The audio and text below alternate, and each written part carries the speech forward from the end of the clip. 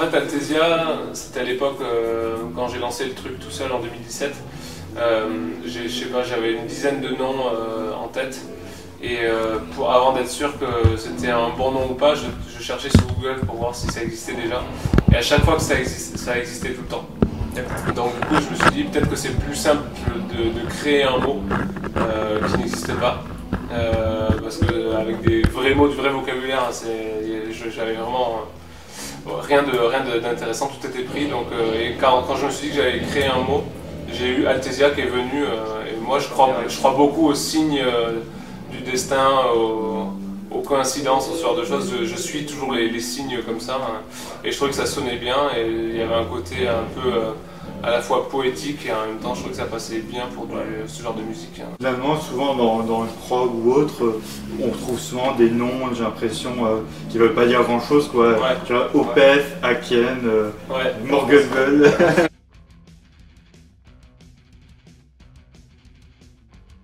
Alors du coup oui, Altesia, si tu veux, ça démarre jusqu'à présent plus ou moins de la même manière, c'est-à-dire que j'écris des morceaux, j'en fais des démos qui ont on va dire une qualité assez brute et c'est volontairement pas forcément très fouillé, la production est très sommaire, etc. Ouais. Après je les envoie aux gars, on les écoute, on répète les morceaux et du coup une fois que chacun les a bien assimilés, l'idée c'est que chaque musicien puisse mettre un peu sa patte et sa personnalité dans son jeu, puisse s'approprier un peu tout ça et puis des fois on réécrit aussi certaines parties puisque moi je compose quelque chose à un moment donné mais il peut se passer plusieurs mois avant que vraiment on arrête une structure définitive, donc ça peut être amené à évoluer. Et ça a été le cas notamment sur ce dernier album où il y a deux morceaux, un qui a été coécrit avec Alexis et un que j'ai écrit entièrement on va dire mais qui a été tellement approfondi en termes d'arrangement et revu à certaines parties que finalement c'était un travail assez collégial et c'était hyper intéressant.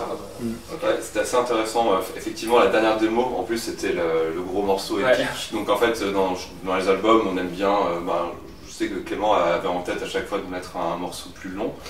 Alors, en fait cette démo de ce morceau là est arrivée en dernier.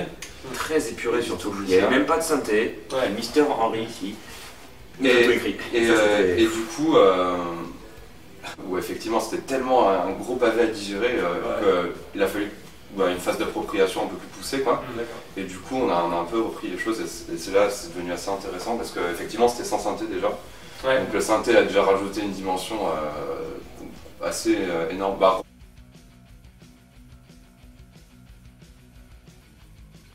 Non, on arrête. On est en tournée, on finit notre tournée dans 2 jours.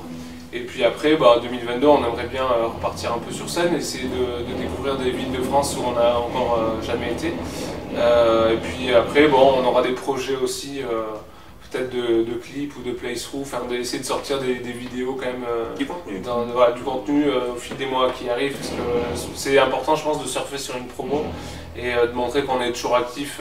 Et pour nous aussi, c'est pas que pour faire de la promo, c'est bien beau, mais c'est bien aussi pour nous de développer un peu cet album. Voilà, il faut avoir aussi quelque chose à offrir quand on joue, particulièrement à domicile. C'est intéressant de faire des revues de morceaux, essayer d'en faire différentes versions. On a des demandes aussi spontanément qui nous viennent pour par exemple des livrets de partitions. Des vinyles aussi.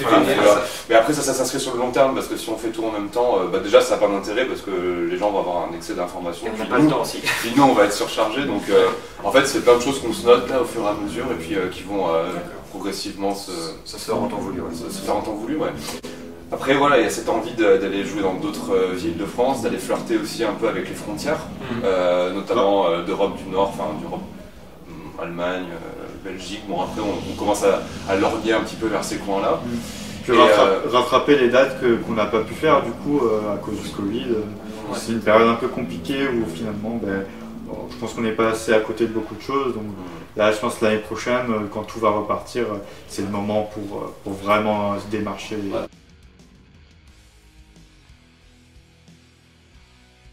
Voilà, que le show sera de qualité, le son sera au rendez-vous et que l'ambiance sera folle, n'est-ce pas? Et peut-être pour finir, montrer le joli mur qu'il y a derrière, ce qui nous a fait rire. Voilà.